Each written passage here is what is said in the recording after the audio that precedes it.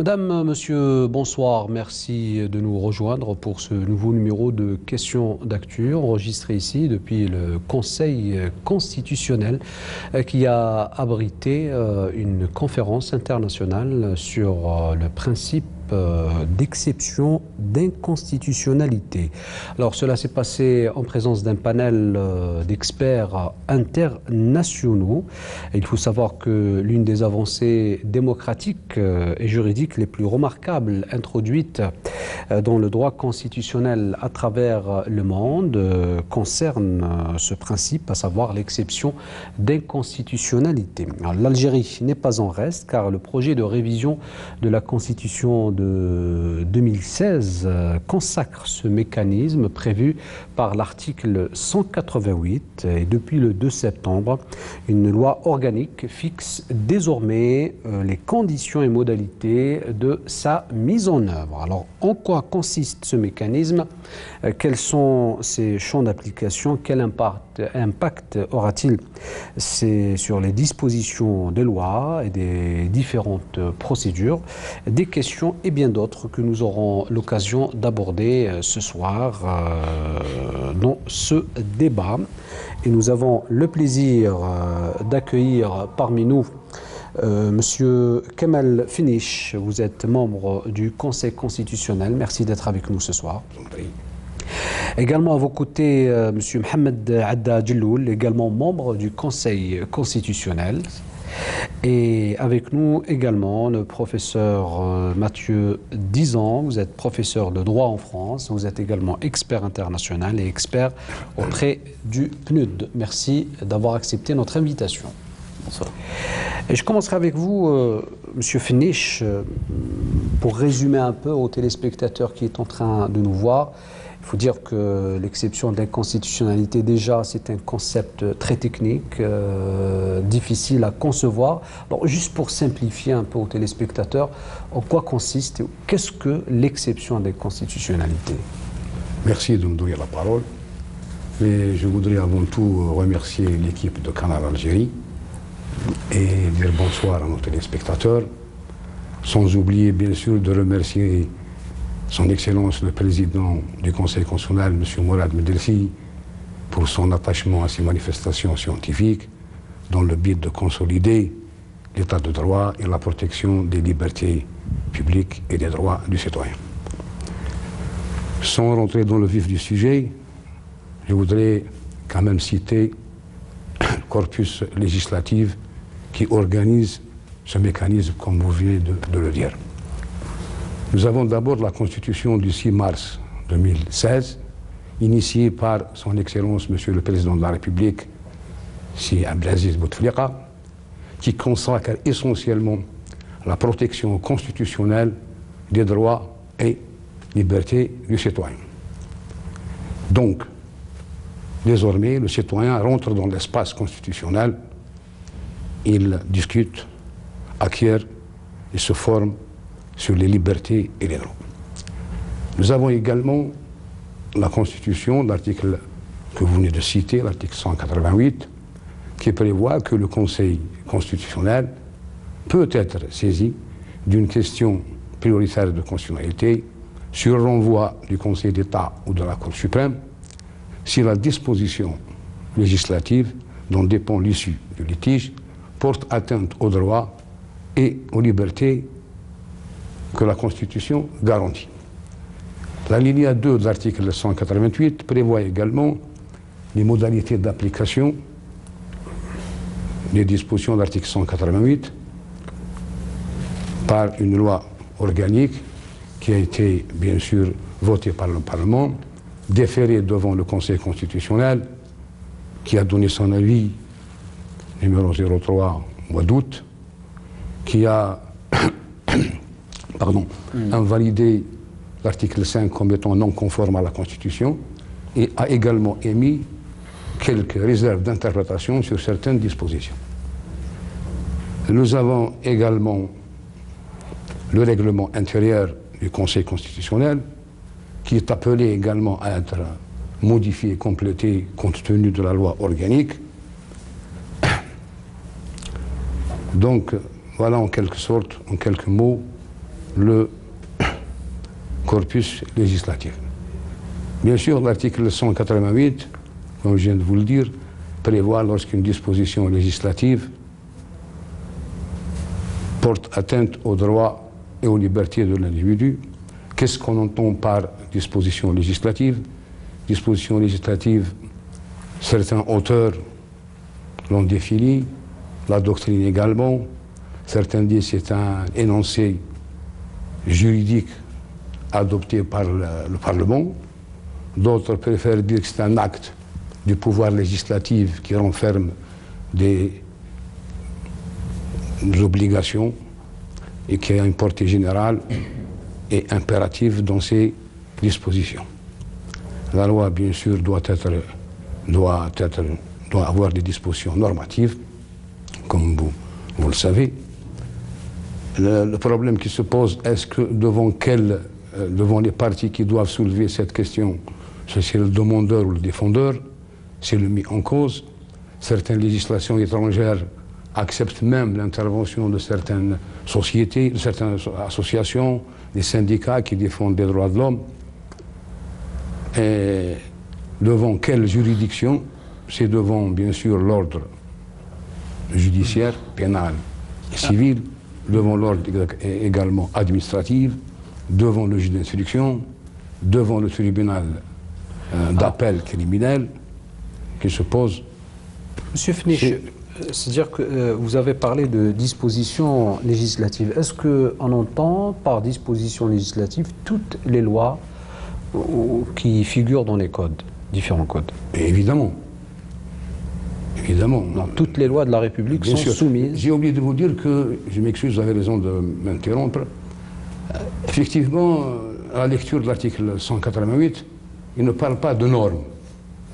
Il parle uniquement de dispositions législatives, ce qui exclut le règlement, qui est de la compétence des juridictions administratives. Mais parfois, le président de la République prend des ordonnances, tel le cas de l'article 143, lorsque l'Assemblée nationale est en vacances ou en urgence. Cette ordonnance doit être adoptée par le Parlement, sinon elle devient caduque. Et il y a aussi le cas, notre exemple, le cas des lois de finances. S'ils ne sont pas adoptés par le Parlement dans les 75 jours comme prévu par la Constitution, le président de la République peut promulguer la loi de finances par ordonnance. Cette loi de finances contient des dispositions fiscales, douanières et domaniales, donc elle peut faire l'objet également d'une QPC, d'une question prioritaire de constitutionnalité. Une exception d'inconstitutionnalité. Avant de revenir à vous, Monsieur Djelloul Adda, j'ai une question à poser au professeur Dizan sur... peut-être on pourrait appeler ça, ou on pourrait penser à une contradiction. C'est-à-dire que d'un côté, on soumet toutes les lois votées au Parlement au Conseil constitutionnel, et par la suite, on peut se rendre compte que certaines lois ne sont pas conformes à cette même Constitution ou la loi fondamentale. Comment expliquer un peu peut-être cette nuance ou cette contradiction, si vous voulez? Merci d'abord. Permettez-moi de vous remercier pour votre invitation. C'est moi qui vous remercie. Qui m'honore, et remercier évidemment notre hôte, le Conseil constitutionnel, et au premier chef évidemment le président Mourad Medelsi, qui a aussi animé avec beaucoup d'énergie et beaucoup de passion le séminaire qui a été co-organisé par le Conseil constitutionnel et par le programme des Nations Unies pour le développement. Et donc je trouve que cette émission est aussi l'occasion de poursuivre et surtout de transmettre au public intéressé, c'est-à-dire les citoyens qui seront les usagers de cette procédure en Algérie, comme vous l'avez signalé dans d'autres systèmes. Vous avez posé une question sur qu'est-ce que l'exception d'inconstitutionnalité. Je crois que c'est extrêmement important pour pouvoir répondre à la seconde question que vous avez évoquée. L'exception d'inconstitutionnalité, c'est tout simplement une procédure qui permet de rendre aux citoyens ou de donner aux citoyens la possibilité d'accéder à la Constitution. La Constitution, ce n'est pas qu'un texte d'organisation de pouvoir politique. C'est cela, bien sûr, c'est la séparation entre l'autorité exécutive, l'autorité législative et l'autorité judiciaire, le pouvoir judiciaire, le pouvoir exécutif et le pouvoir législatif. Mais c'est aussi un ensemble de droits, de libertés considérés comme fondamentales et que le Conseil constitutionnel a la charge de protéger. L'exception d'inconstitutionnalité, c'est donc le moyen de donner aux citoyens la possibilité d'invoquer la Constitution à l'occasion de n'importe quel procès ordinaire, du plus petit procès administratif, de famille, de litige commercial, jusqu'aux affaires évidemment les plus importantes. Pourquoi l'exception d'inconstitutionnalité est si importante? Quelle sera la plus-value au regard de ce que vous évoquez, c'est-à-dire du contrôle, d'autres types de contrôle de constitutionnalité? C'est extrêmement important parce qu'en effet, avant cette procédure d'insertion de l'article 188 en Algérie, dans la Constitution d'Algérie, il existait un contrôle a priori de constitutionnalité des lois. Le contrôle a priori se fait tout simplement au moment, en définitive, où nous préparons la loi, où le législateur fait la loi. La loi est encore chaude de sa préparation et le Conseil constitutionnel intervient avant la promulgation de la loi par le président de la République. C'est un contrôle préalable à l'application de la loi. C'est un contrôle extrêmement important sans doute, mais c'est un contrôle qui, à certains égards, peut s'avérer dans la pratique assez insuffisant ou incomplet, plus exactement. Pourquoi? Bien tout simplement parce que les problèmes d'inconstitutionnalité peuvent se révéler au moment de l'application de la loi. Et puis, bien entendu, les inconstitutionnalités peuvent aussi être générées dans le temps, au fur et à mesure de l'évolution de l'application de cette loi. Donc le contrôle a posteriori est évidemment, d'un point de vue technique, un moyen de renforcer la bonne application de la Constitution et tout particulièrement, comme l'a dit monsieur le membre du Conseil constitutionnel, de renforcer tout particulièrement les droits et les libertés qui sont mentionnés par la Constitution. Mais est-ce que cela n'a pas, ou plutôt quel impact sur, vous avez parlé du système politique, est-ce que ça a un impact sur les équilibres qui existent entre ces trois composantes? Alors, est-ce que ça a un impact sur la séparation des pouvoirs et sur la répartition des pouvoirs en question? Ça n'a pas un impact nécessairement direct sur le rééquilibrage des pouvoirs, ça a un impact sur l'effectivité des droits.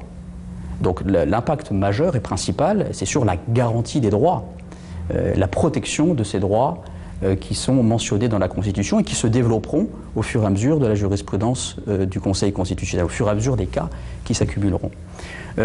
Nécessairement, bien entendu, une telle réforme ne peut que renforcer la place du pouvoir judiciaire. Et bien entendu, le Conseil constitutionnel qui assure, en tant qu'interprète authentique de la Constitution, interprète ultime et destinataire ultime des exceptions d'inconstitutionnalité, des questions prioritaires de constitutionnalité, pour reprendre la formule qui fait écho à ce qui a pu être institué il y a une dizaine d'années en France. Et en effet, le Conseil constitutionnel d'Algérie aura vocation à prendre évidemment toute sa place, comme l'ensemble des autres partenaires de cette procédure, et en particulier les juridictions dites ordinaires, c'est-à-dire la juridiction administrative et les juridictions judiciaires.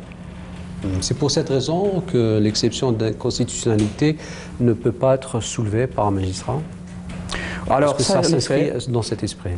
Alors en effet, d'un point de vue technique et procédural, nous entrons ici pour que les téléspectateurs aient bien en idée cette question. C'est une question effectivement technique. Qui peut soulever l'exception d'inconstitutionnalité? C'est le justiciable. C'est le justiciable, donc le citoyen qui va faire son recours, et non pas le juge qui pourrait le saisir d'office. Donc saisir d'office pour les téléspectateurs, c'est la possibilité pour le juge de repérer de lui-même une difficulté juridique qu'il viendrait soulever, même si le justiciable ne l'a pas invoqué dans sa requête. On considère ici, et d'ailleurs en France la logique était identique, considère ici qu'il doit y avoir une volonté d'appropriation par le citoyen lui-même, par le justiciable, qui doit se saisir de lui-même de l'inconstitutionnalité. Alors, je me tourne vers vous, Monsieur Mohamed Adda Djelloul. Alors, cela nous tend la perche pour poser la question justement autour de quelle juridiction ou devant quelle juridiction on peut soulever l'exception d'inconstitutionnalité. L'exception d'inconstitutionnalité peut être soulevée devant toute juridiction d'ordre judiciaire ordinaire et d'ordre judiciaire administratif. Elle peut être soulevée en première instance, en appel ou en cassation. La seule juridiction où on ne peut pas soulever l'exception d'inconstitutionnalité, c'est le tribunal criminel de première instance. Toutefois, à l'occasion de l'appel de la de la décision du tribunal criminel de première instance, on peut soulever l'exception d'inconstitutionnalité devant le tribunal criminel d'appel. Mais le tribunal d'appel, il doit examiner l'exception d'inconstitutionnalité avant d'ouvrir les débats, primo. Et deuxièmement, le tribunal, on le sait, le tribunal criminel, il est constitué de magistrats et d'assesseurs. Avant de continuer, c'est-à-dire si on résume ça pour pouvoir permettre aux téléspectateurs de comprendre, c'est-à-dire que devant un tribunal criminel, on ne peut pas soulever donc l'exception d'inconstitutionnalité, on doit faire appel et lorsque l'affaire va vers le tribunal d'appel, c'est à ce moment-là qu'on peut soulever le... Il faut que ça soit fait dans un écrit accompagnant la déclaration d'appel. Il y a autre chose. Si l'acceptation, c'est plutôt l'exception d'inconstitutionnalité est soulevée devant le juge d'instruction, ce n'est pas le juge d'instruction qui décide, mais c'est la chambre d'accusation qui décide le sort de l'exception d'inconstitutionnalité. Donc de sa recevabilité. Oui, de sa recevabilité. Il y a autre chose, le juge ne peut pas soulever d'office l'exception d'inconstitutionnalité. C'est comme en France, mais en Belgique, je crois que le juge peut le faire. Il a cette possibilité de soulever l'inconstitutionnalité. Que le juge ne peut pas soulever d'office, même s'il sait que cette exception est inconstitutionnelle. Il ne peut pas, plutôt la disposition législative est inconstitutionnelle, il ne peut pas la soulever d'office. Voilà. Et justement, quelles sont les conditions de recevabilité? Bon, les conditions de recevabilité d'une exception d'inconstitutionnalité sont les suivantes. Premièrement, il faut que la disposition législative contestée détermine l'issue du litige ou constitue le fondement de poursuite. Secondo, il faut que la disposition législative n'a pas déjà été déclarée conforme à la Constitution par le Conseil constitutionnel. Et troisièmement, il faut que l'exception d'inconstitutionnalité présente un caractère sérieux. Mais même dans l'a priori de ce que parlait professeur Dizan, c'est-à-dire que pour certaines lois, le Conseil constitutionnel s'exprime préalablement sur leur caractère constitutionnel, pour certains codes. Non, ce sont les conditions de recevabilité de l'exception d'inconstitutionnalité. C'est-à-dire que le juge, en étudiant ou bien en examinant la disposition législative, il faut que ces conditions soient réunies pour accepter, pour recevoir pour la recevabilité de l'exception d'inconstitutionnalité. Alors, toute une procédure qui suit par l'après Monsieur Fenish, après la recevabilité, c'est toute une procédure. Si vous permettez, je voudrais revenir sur deux points que j'estime essentiels.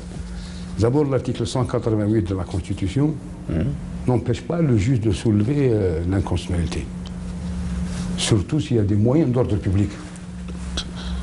On ne le dit pas, mais certaines législations, comme vient de dire mon collègue, le soulèvent. Ensuite, concernant justement la disposition législative qui a été déclarée conforme, déjà par le Conseil constitutionnel, sauf changement de circonstances.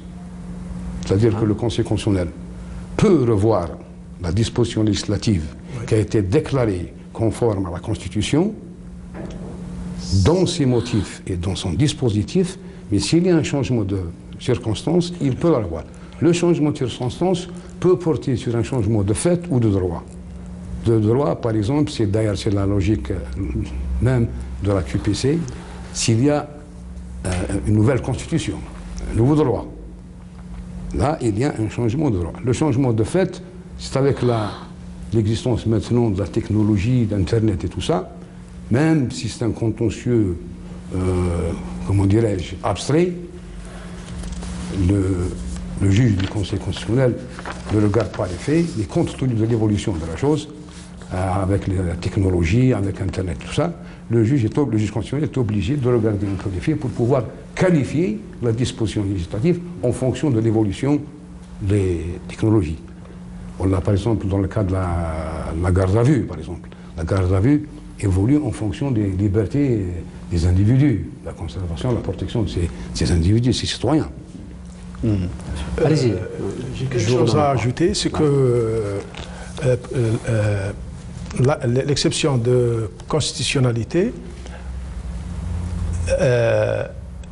sous peine d'irrecevabilité, il faut qu'elle soit dans un écrit distinct et motivé, sous peine d'irrecevabilité. C'est en quelque sorte une condition de forme. Vous voulez dire quelque chose, professeur? Oui, pour que nos téléspectateurs puissent s'identifier, ceux qui n'ont pas forcément l'habitude de manier la chose juridique, et on peut les comprendre d'ailleurs.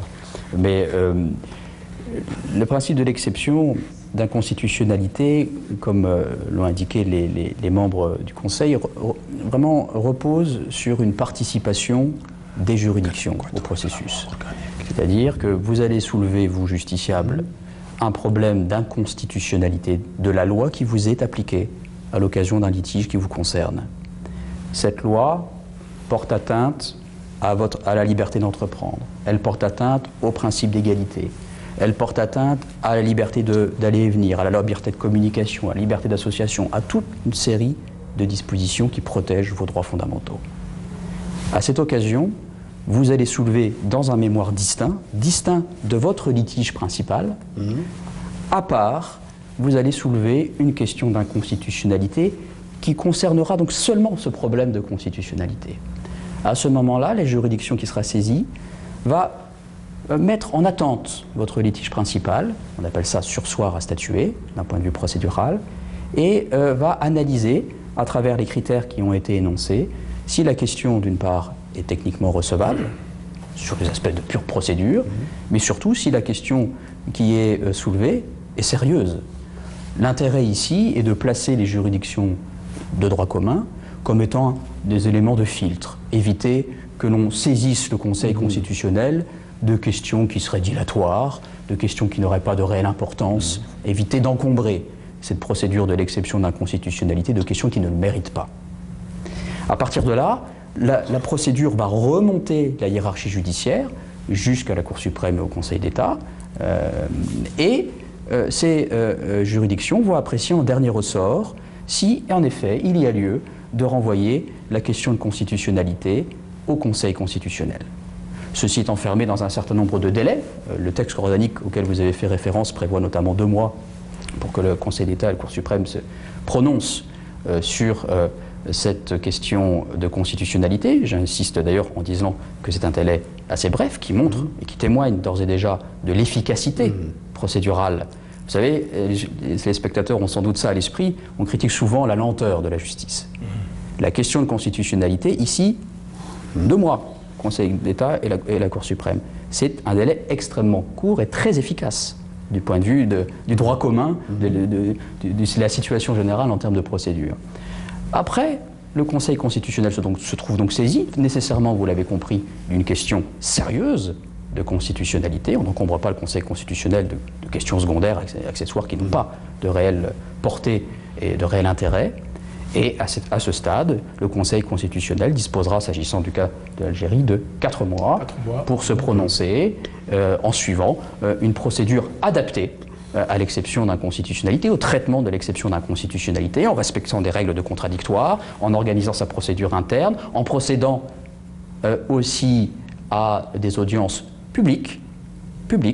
Les citoyens pourront assister aux audiences et écouter les plaidoiries des uns et des autres, la position en défense, le cas échéant. C'est un forum, l'exception d'inconstitutionnalité. Je vous disais que c'est la réappropriation par le citoyen de sa constitution, de notre constitution, de votre constitution. C'est le patrimoine commun, la constitution. C'est ce qui fait sens dans une société d'un point de vue juridique. C'est le texte ultime, la constitution. Donc le lien ici est extrêmement important. L'exception d'inconstitutionnalité, c'est ce qui va redonner du lien entre les citoyens et la constitution, du lien entre toutes les institutions judiciaires, quelles qu'elles soient, du plus petit tribunal du fin fond d'une province jusqu'aux grandes juridictions Conseil d'État et Cour suprême, avec le Conseil constitutionnel. C'est une sorte de communion. Et au fond, la Constitution, quasiment dans le sens étymologique, c'est ça. C'est une sorte de communion autour du même texte. Alors je vais profiter pour poser une question un peu sur l'expérience française. Alors certains appréhendent certaines difficultés quant à l'application de la QPC sur les différents codes de procédure, qu'ils soient civils ou pénales. Donc beaucoup de codes, est-ce que beaucoup de codes ont changé ou est-ce que beaucoup de lois ont changé en France après l'application de la QPC?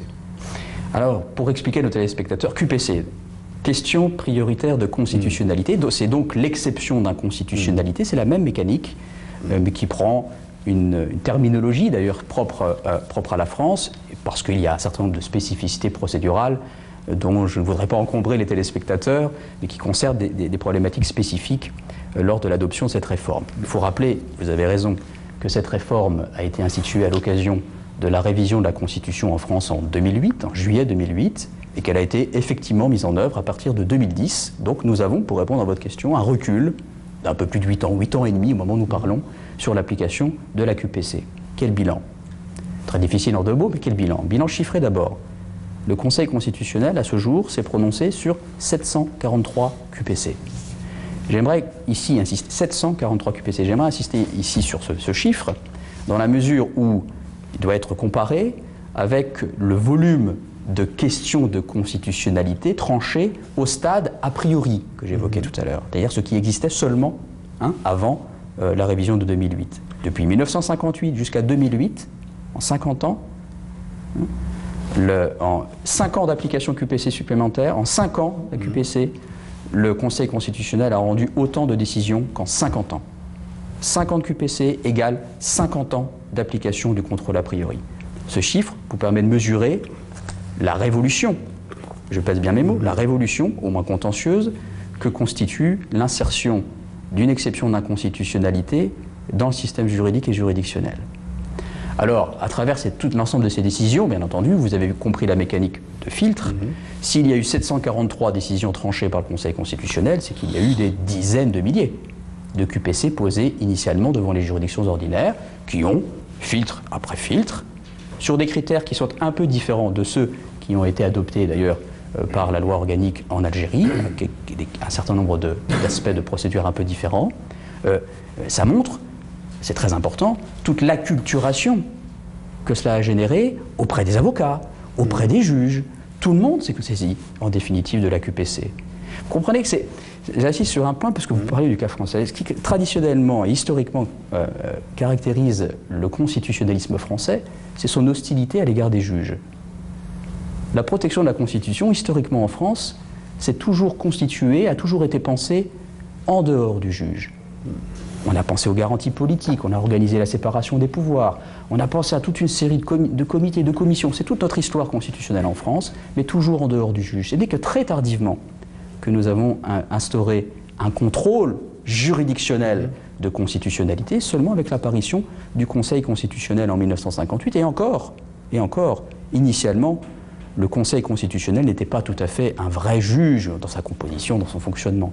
Donc vous voyez, en quelques années, cette révolution doit être mesurée à toute une histoire qui était hostile aux juges Et ça vous permet de mesurer, et je pense que les téléspectateurs seront en capacité de pouvoir le mesurer, l'exception d'inconstitutionnalité est un moteur très important de réappropriation et d'invocation de la Constitution.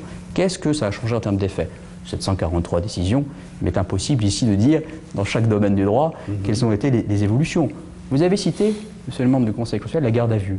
Ben, la garde à vue, ça fait partie des premières décisions qui ont été examinées par le Conseil constitutionnel. Tout le régime de la garde à vue a été revu sur le terrain de la Constitution, en particulier sur le terrain de l'article 8 de la Déclaration des droits de l'homme et du citoyen, principe de nécessité des peines, principe des droits à la défense. Cela, très concrètement, pour que les téléspectateurs puissent se saisir de ce type d'influence, ça a imposé, par exemple, de revoir toute la législation et d'imposer la présence des avocats dès les premières heures de garde à vue, ce qui n'existait pas auparavant.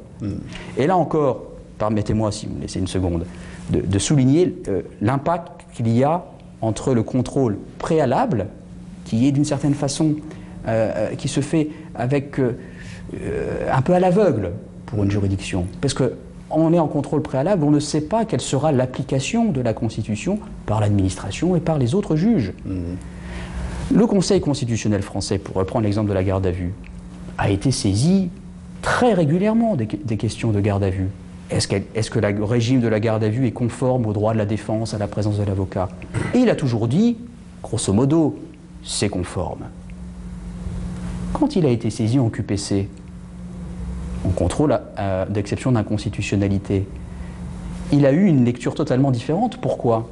Mais tout simplement parce qu'il a pris en considération ce qui a été l'application effective de ce régime de la garde à vue. Et il a pris en considération, je rebondis immédiatement, le nombre énorme de garde à vue exponentielle qui avait été développé en quelques années, qui montrait bien qu'il y avait, dans l'application de ce régime, une inconstitutionnalité cachée qui s'est révélée au moment de son application et qu'il ne pouvait pas repérer au moment de l'examen préalable. Je profiterai de cette occasion aussi de revenir un peu sur l'impact de l'application de l'exception d'inconstitutionnalité, cette fois-ci sur le droit algérien, sur le cas algérien. Qu'est-ce qu'on prévoit? On prévoit beaucoup de choses pour cette QPC. D'ailleurs, je voudrais bien éclairer nos concitoyens, nos téléspectateurs, qu'il ne faut pas avoir peur de cette révolution-là. Au contraire, ils sont les premiers acteurs. La Constitution, aussi bien la Constitution que la loi organique, fait du citoyen un acteur principal à cette QPC. Et c'est pour ça qu'on souhaiterait ne pas avoir, si vous voulez, les hautes juridictions de transmettre les QPC, comme ça s'est passé en France, où la Cour de cassation française a été un peu hésitante pour envoyer les QPC. Il a fallu que la Cour européenne des droits de l'homme dise que cette procédure est régulière. Nous, non. Le juge a certes ce pouvoir d'appréciation, mais c'est un pouvoir limité, entre guillemets, on peut dire un pré-contrôle dans la matière négative, parce qu'il ne peut pas sanctionner la disposition législative. Seul le Conseil constitutionnel peut sanctionner, peut dire que cette disposition est contraire à la loi. Donc moi, ce que je fais, j'encourage justement nos concitoyens à utiliser cette QPC pour défendre leurs droits et leurs libertés. Je pense que l'une des missions principales du juge constitutionnel, c'est justement, à la lumière de la Constitution, de la loi organique, le chapitre 4 de la Constitution énumère plusieurs, de l'article 32 jusqu'à l'article 78. Cela dit qu'il faut expliquer aux gens qu'il y a plusieurs étapes avant d'arriver à l'application de cette exception. Nous avons dit que cette QPC peut être soulevée devant le premier juge. Le premier juge on peut devant lui soulever la QPC. S'il la transmet, il n'y a aucun problème. S'il refuse de la transmettre, les parties ont cette faculté de faire appel de sa décision, et en faisant appel, ils renouvellent leur demande de QPC. Au niveau de la Cour de cassation, de Cour suprême et le Conseil d'État, également la même chose. S'ils transmettent la QPC au Conseil constitutionnel, il n'y a aucun problème. Maintenant, s'ils ne transmettent pas, s'ils ne statuent pas dans les délais de 2 mois qu'il leur est accordé, la QPC est transmise d'office au Conseil constitutionnel. Il y a tout simplement une petite remarque à faire. S'ils ne veulent pas transmettre, à ce moment-là, bien sûr, la loi organique et l'avis du Conseil constitutionnel fait obligation à ces hautes juridictions d'informer le Conseil constitutionnel pour prendre acte et au besoin, au cas où ça peut se compliquer les choses, influencer le législateur pour modifier la loi organique et permettre justement les transmissions de certaines dispositions. Nous avons vu le cas en France où il y a eu même certaines lois qui n'ont pas été transmises au Conseil constitutionnel, la loi Gaïsso sur l'antisémitisme, plusieurs lois. Donc nous, on encourage le citoyen justement, parce que le Conseil constitutionnel, si vous voulez, il devient une juridiction. C'est une véritable juridiction, il va statuer sur la norme, sur la disposition législative. Est-ce qu'elle touche, est-ce qu'elle porte atteinte aux droits et aux libertés de l'individu? Donc il va déclarer la disposition non conforme à la Constitution. Et il ne faut pas oublier que les juridictions doivent surseoir à statuer jusqu'à ce que le Conseil constitutionnel algérien se prononce, sauf dans des cas où on leur a demandé de statuer sur les libertés, ou par exemple prendre des mesures conservatoires, ou statuer dans un délai. La loi leur prévoit de statuer dans un délai ou en urgence. Là, l'instruction continue. Alors, il y a le Conseil d'État, il y a la Cour suprême, il y a le Conseil constitutionnel. Il va falloir expliquer un peu tout ça, d'autant plus que tous ces organismes sont impliqués dans ce processus d'exception d'inconstitutionnalité. Nous expliquer un peu tout ça. Oui, j'ai dit tout à l'heure qu'on peut soulever l'exception d'inconstitutionnalité devant toute instance.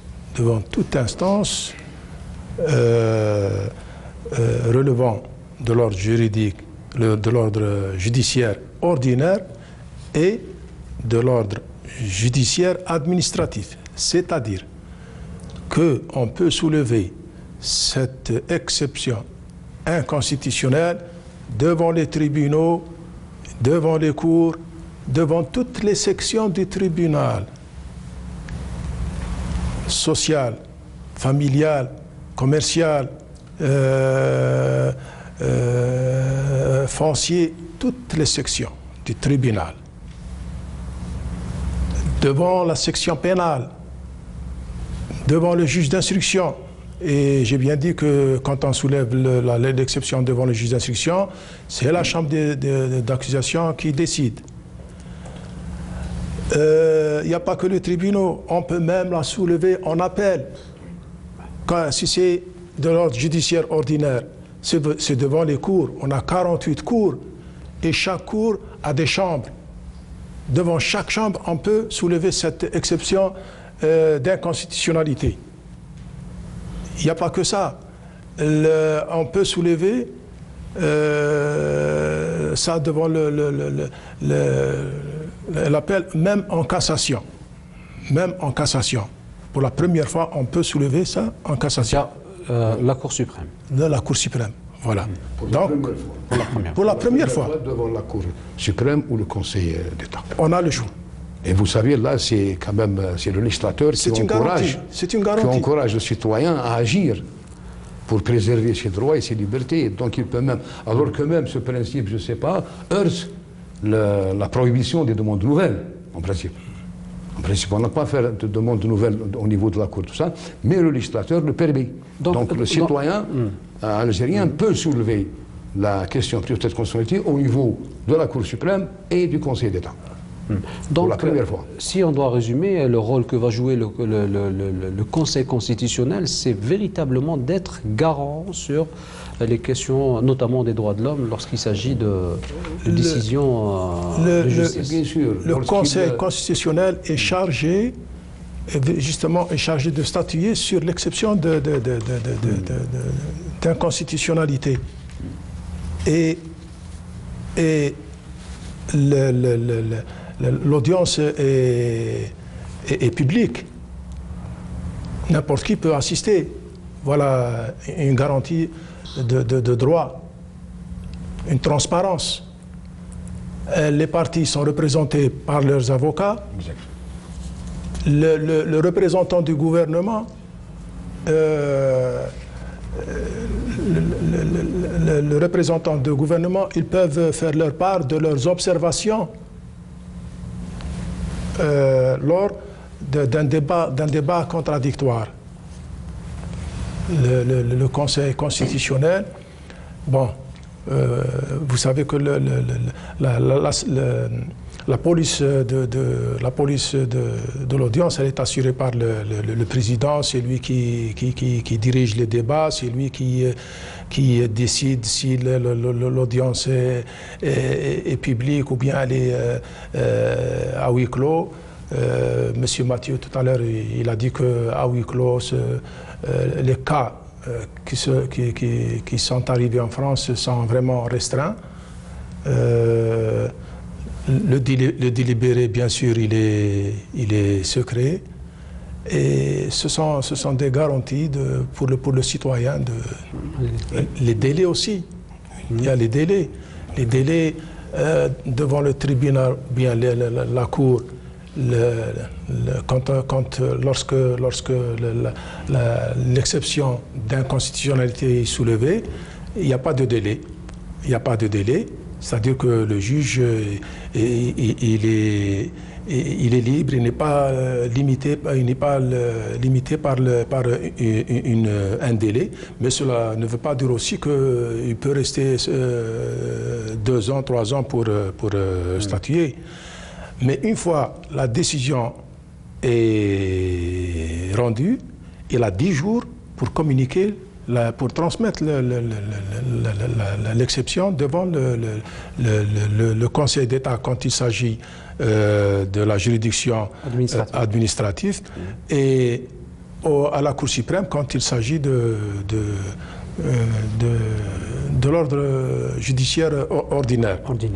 Oui, la Cour suprême et le Conseil d'État, bien sûr, ils ont 2 mois pour transmettre, pour décider si pour la recevabilité de l'exception d'inconstitutionnalité ou le rejet.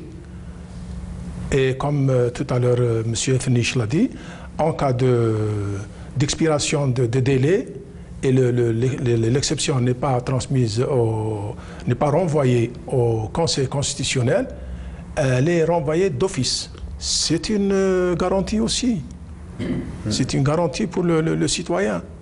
Et le Conseil constitutionnel, bien sûr, il a 4 mois pour, une fois réceptionné l'exception, il a 4 mois pour examiner et décider de la recevabilité de l'exception. Cette durée, elle est renouvelée au maximum 4 mois, mais sur décision motivée et notifiée à la Cour suprême ou au Conseil d'État pour informer ou pour notifier la juridiction devant laquelle l'exception inconstitutionnelle a été soulevée. Pour ajouter quelque chose avant de revenir à... Oui, non, je voudrais revenir sur les délais qui sont prévus pour le juge de première instance. Le juge de première instance, à la lecture de la loi organique, il doit statuer rapidement. Au niveau de la Cour et du Conseil d'État, ils ont un délai de 2 mois. Au niveau du Conseil constitutionnel, il a 4 mois pour se prononcer, renouvelable une fois, à part décision du président du Conseil constitutionnel qui doit être motivé. Pour revenir un peu sur justement le rôle du Conseil constitutionnel, lorsqu'il statue sur la disposition législative, si elle voit que la disposition, telle disposition, porte atteinte aux droits et aux libertés du plaideur, du demandeur, il abroge la disposition. Maintenant, si cette disposition est liée avec d'autres dispositions du même corpus, il peut renvoyer même le texte.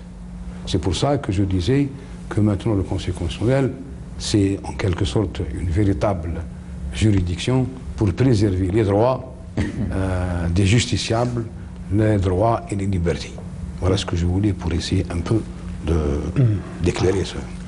Professeur, disons, alors, il y a une différence entre une Cour constitutionnelle et un Conseil constitutionnel.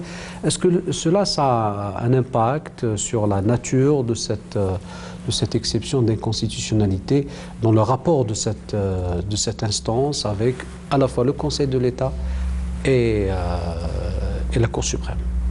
Alors, précisément, cette réforme a pour effet de gommer ces différences organiques entre les conseils constitutionnels et les cours constitutionnels. Comme vient d'indiquer à l'instant le précédent orateur, il y a un effet de juridictionnalisation, pardon pour ce terme, ce barbarisme, mais ça veut dire tout simplement que le Conseil constitutionnel devient, par la force des choses, beaucoup plus une grande juridiction, une cour constitutionnelle qui ne dit pas véritablement son nom, comme le Conseil constitutionnel français est devenu une cour constitutionnelle qui ne dit pas véritablement son nom, pour des raisons qui sont, comme je l'ai indiqué tout à l'heure, fondamentalement historiques, et pour des raisons qui tiennent aussi aux autres compétences qui sont celles des conseils constitutionnels, parce qu'il n'y a pas que le contrôle de constitutionnalité des lois qui est exercé par le Conseil constitutionnel, il y a d'autres compétences qui font aussi la spécificité de ces conseils.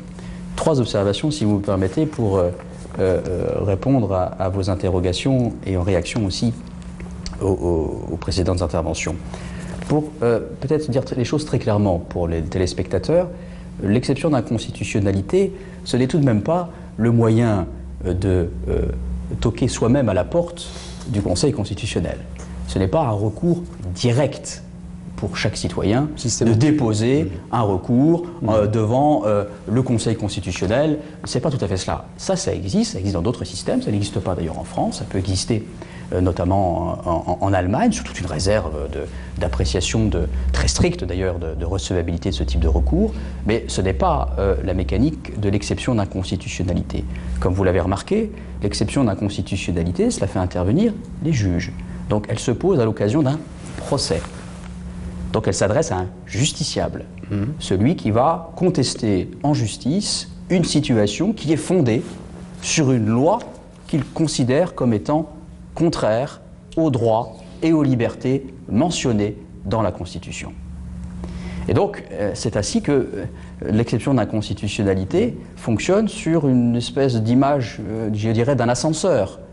Il faut que l'ascenseur remonte par le truchement et l'intermédiaire des juridictions ordinaires, en passant évidemment par les juridictions suprêmes, et il faut que ça remonte jusqu'au Conseil constitutionnel. Les juridictions ordinaires sont donc d'une certaine façon les portiers du Conseil constitutionnel. On rentre au Conseil constitutionnel par l'intermédiaire des cours ordinaires.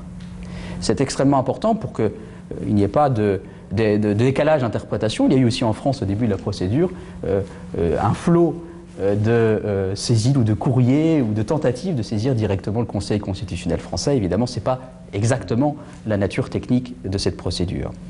J'ajouterai un dernier point pour dire qu'effectivement, et c'est très lié à la mécanique que je viens d'indiquer, il y a dans ce système un seul censeur de la loi, une seule autorité qui peut dire que la loi en question, la disposition contestée, est contraire à la Constitution. Cette autorité, c'est le Conseil constitutionnel. Je réponds donc directement à votre question. Ce ne sont donc pas ceux qui jouent le rôle de l'ascenseur, qui ont un rôle éminemment important pour apprécier la recevabilité, pour filtrer, dégager ce qui est accessoire et se concentrer sur l'essentiel, mais ceux-là n'ont pas le pouvoir de dire que la loi est contraire à la Constitution. Comme fondamentalement, ils n'ont pas réellement le pouvoir de dire qu'elle est conforme à la Constitution. Ils ne peuvent dire que la question soulevée est sérieuse. C'est extrêmement important pour que les auditeurs puissent comprendre.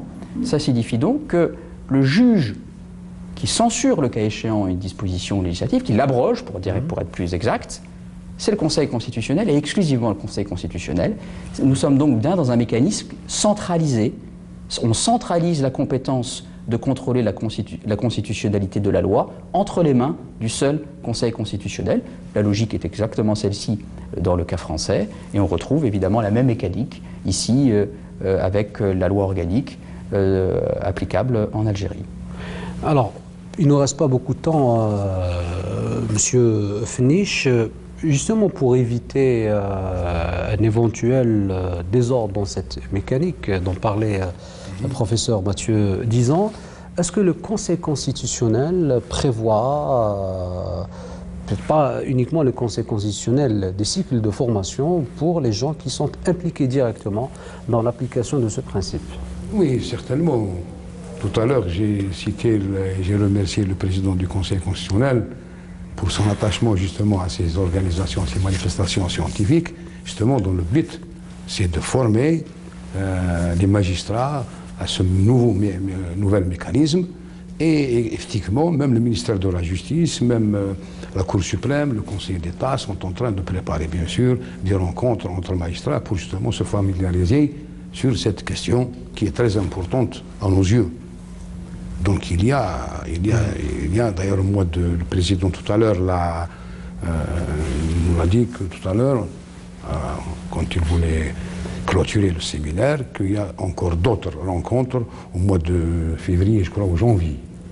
Janvier, je crois. Il y aura d'autres rencontres aussi avec le PNUD et avec les magistrats de la Cour suprême, du Conseil d'État et de certaines juridictions aussi, pour que tout le monde soit justement dans le bain. Dans le bain. Allez-y.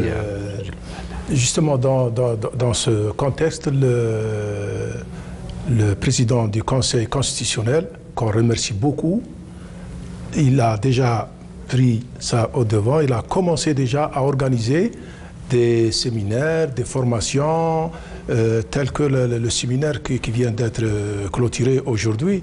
C'est dans ce sens. C'est la loi organique 1816 fixant les modalités et conditions de la QPC. J'ai envie de dire une chose concernant l'impact de cette... quand il y a inconstitutionnalité d'une disposition, cette disposition, elle perd tout effet. Elle perd tout effet à partir du jour fixé par la décision du Conseil constitutionnel. Cette décision même qui est notifiée à la Cour suprême et au Conseil d'État pour informer la juridiction devant laquelle l'exception d'inconstitutionnalité a été soulevée. Il y a autre chose que je voulais souligner aussi. Quand une partie a soulevé l'exception d'inconstitutionnalité et cette exception est arrivée au Conseil constitutionnel. Ensuite, il y a extinction de l'action principale. Il y a extinction de l'action principale.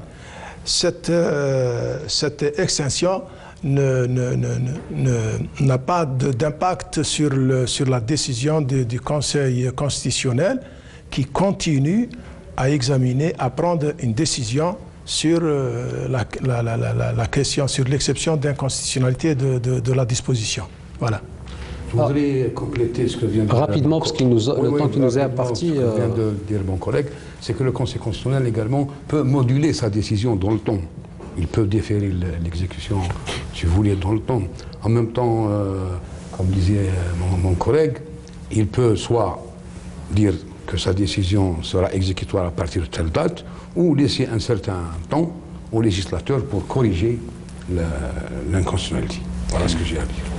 Monsieur Kamal Fenich, membre du Conseil constitutionnel, donc je vous remercie pour tous ces éclairages, un sujet que nous aurons probablement le temps d'aborder dans d'autres occasions pour l'expliquer un peu plus. Merci à vous également, Monsieur Mohamed Adda Djeloul, vous êtes également membre du Conseil constitutionnel. Merci à vous également, professeur Mathieu Dizan, donc professeur de droit en France. Vous êtes expert international et expert également auprès du PNUD pour votre participation. Merci également à vous, madame, monsieur, de nous avoir suivis en espérant vous retrouver la semaine prochaine pour un nouveau débat de questions d'actu. Je vous dis au revoir et bonne soirée.